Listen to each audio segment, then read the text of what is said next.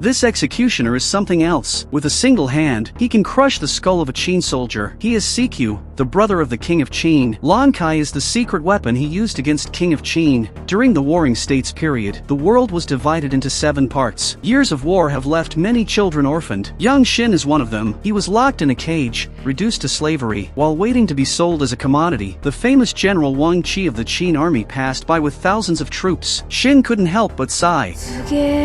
At that moment, a dream of becoming a general quietly took root in Shin's heart. Soon after, Shin was sold to a farmer's household and moved into a woodshed. In the woodshed, there was another boy of similar age named Piao. Before long, the 2 boys with similar aspirations became friends. To quickly rid themselves of their slave status, they practiced swordsmanship diligently every day. Time flew by. One day, the 2 continued their sword practice as usual. The Qin general Chang Wenjun passed by and was attracted by the 2 boys, prompting his subordinates to ask questions.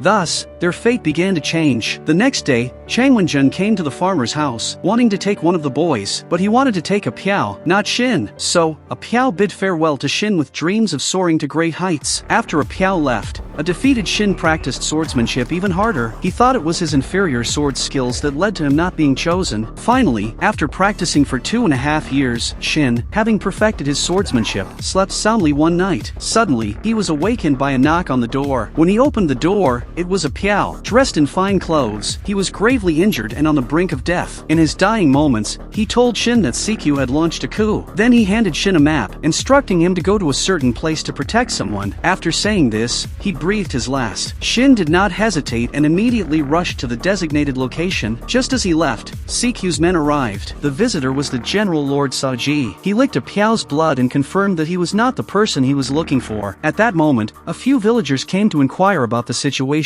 but Saji couldn't be bothered to respond. He then ordered the execution of all the villagers. Meanwhile, Shin encountered a few bandits on his way. The results of over 20 years of hard training were revealed at that moment. After subduing the bandits,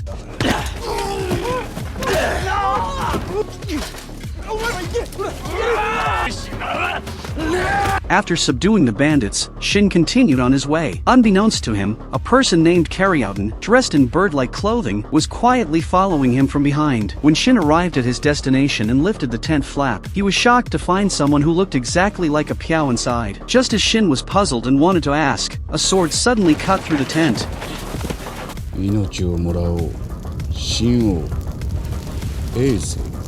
It turned out that the person resembling Piao was the King of Qin. Initially, Chang Wenjun had summoned Piao to the palace to serve as the King of Qin's double because of their resemblance. With a double, the King of Qin was able to escape when his brother betrayed him. Seeing the King of Qin struggling against the assassin, Shin suddenly shouted angrily at Jing.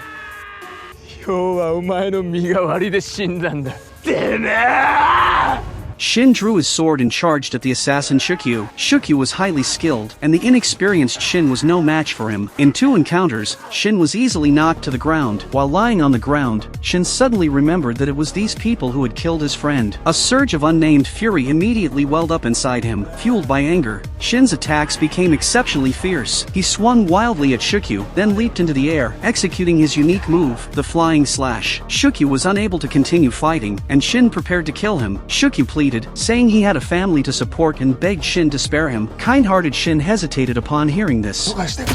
The King of Qin didn't give him a chance. The sound of pursuing soldiers quickly echoed in the distance. The 2 dared not linger and prepared to escape, but they were blocked by a person. Fortunately, he was not there to trouble them but to help them. Helping the King of Qin would bring wealth and glory. To show his sincerity, Reuniting even removed his hat. Unexpectedly, the person turned out to be a woman. With Reuniting's help, the 2 escaped through a tunnel to the meeting place agreed upon with Chang Wenjun. However, the Chang Wenjun they were looking for was currently in the hands of General Uki. General Uki presented the head of a disfigured man to the successful usurper Sikyu in exchange for benefits.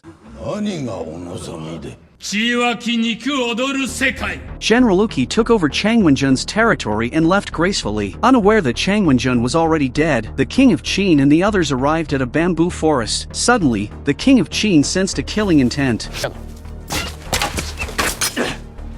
The battle-hungry Shin laughed excitedly and rushed at the assassin with his longsword in hand. But there were too many poisoned swords from the opponent, and Shin had no choice but to evade. Unexpectedly, the assassin suddenly appeared behind him.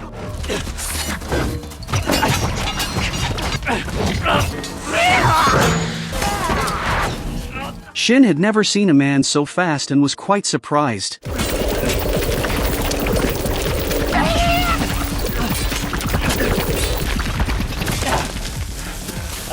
Shin was scratched all over and stepped back, looking at the monstrous enemy, feeling a bit like retreating.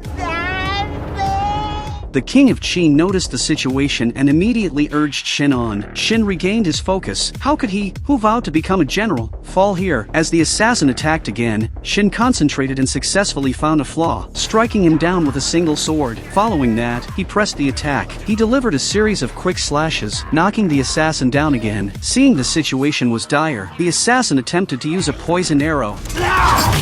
Although he defeated the assassin, he was hit by the poison arrow. When Shin regained consciousness, he found himself at the rendezvous point. The king of Qin cured his poison, but just as one crisis was averted, another arose. The next morning, a large number of Qin soldiers suddenly arrived outside. Just as the three thought a fierce battle was inevitable, they were surprised to find that the person entering was Chang Wenjun. It turned out that the head presented by General Uki was fake. Clearly, his stance was neutral. The group then began to discuss how to regain power. While the king of Qin and others were strategizing, his brother was not idle either. He gathered an army of 80,000, preparing to attack Ryofui. At the same time, the king of Qin also devised a strategy. They decided to seek reinforcements. Hidden in the lofty mountains was a mountain nation. The king of Qin and his group trekked through the mountains and soon arrived at the mountain nation, where they met King Yutanwa. The mountain nation had once been an ally of the Qin state, but had turned against them after the Qin state violated the treaty. With just one sentence, the king of Qin restored the alliance between the two countries. 国境などというものをすべてなくしてしまえば、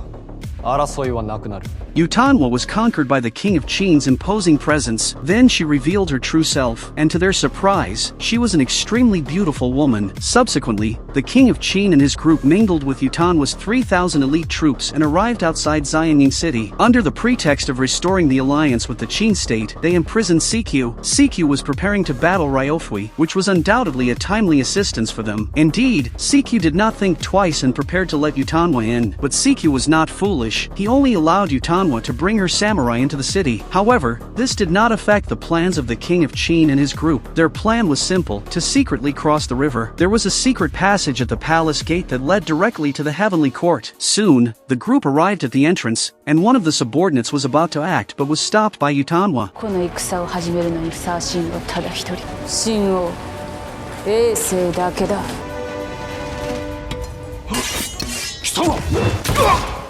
Everyone removed their disguises and began to slaughter, quickly eliminating the guards at the entrance. Then they closed the gate and began to act separately. Shin led a team to the secret passage to capture Sikyu, while the king of Qin and Yutanwa attracted firepower from the front. However, they did not expect that the enemy was already prepared, and a large number of Qin soldiers blocked the way of the king of Qin and his group. Several mountain villagers wasted no time and charged directly, but before they could reach the enemy, they were shot down by archers above.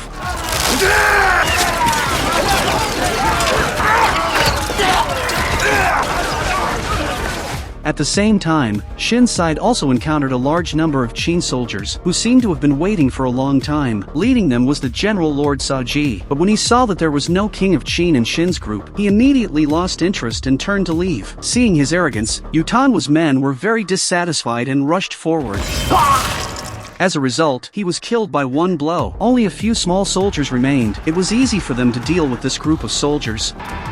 But while Shin and the others were slaughtering, the king of Qin's group did not dare to act recklessly, because there were archers above watching closely, and below, the enemy is closing in. Chang Wenjun was anxious, fearing a total rout, but Yutanwa told him that the mountain people had their own clever plans. After saying this, she shouted the secret signal. Upon hearing the signal, the mountain villagers who had originally died immediately revived on the spot. It turned out they had been pretending to be dead all along. Then everyone charged, engaging in a chaotic battle with the sword and shield soldiers. Taking advantage of the archers' hesitation, they quickly broke out of the encirclement and reached the outside of the main hall. However, there were still heavy troops guarding the outside of the main hall, and the king of Qin and his group fell into a new round of fierce fighting.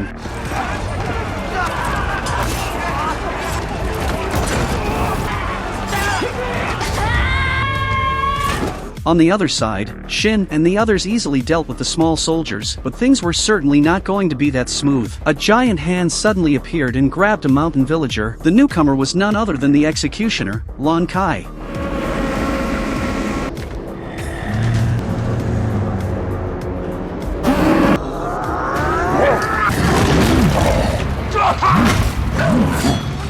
Seeing this, Shin rushed forward, but was knocked away by Lon Kai with a single palm. Unable to win, he could only flee. At this moment, a mountain villager attempted a sneak attack from behind, but Lon Kai was not easy to deal with. Shin was instantly enraged when he saw his companion being beaten up by Ran Kai. He leaped and delivered a kick that knocked Lon Kai down. Seeing this, his companions immediately moved in to restrain Lon Kai's arms, allowing Shin to raise his sword to end Lon Kai's life. After dealing with Lon Kai, the group charged into the main hall. CQ, sitting on the throne, looked at them as if he were seeing ghosts. With a single command, Lord Saji arrogantly stepped out from the crowd. A few mountain villagers launched the first attack, but they were all instantly knocked to the ground. Shin charged forward fiercely, but unexpectedly met the same fate as those mountain villagers. However, the powerful Lord Saji also had a flaw. He was overly obsessed with fighting. At this moment, Shin is knocked out, recalled past events, and his hatred surged rapidly. Regaining his focus, Shin easily blocked Lord Saji's deadly strike. Then he kicked Lord Saji away, sending him spitting blood. By the time Lord Saji got up, Shin had already charged up his ultimate move.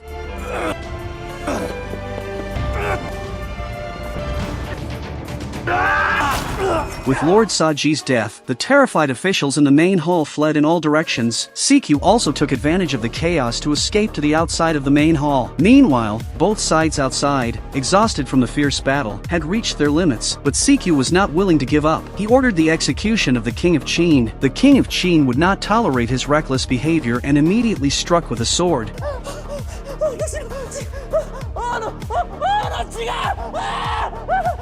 pinning him to the ground. In the end, this battle for the throne concluded with the King of Qin's victory. Afterward, General Uki arrived to clean up the aftermath. Through communication, General Uki learned that the King of Qin's goal was to unify the world. This coincided perfectly with his desire for a world drenched in blood and flesh. Thus, he expressed his stance to the King of Qin. At that moment, one of CQ's generals, fearing retribution, incited the soldiers to continue their rebellion. Seeing this, General Uki used his strength to intimidate the soldiers and stabilize the situation.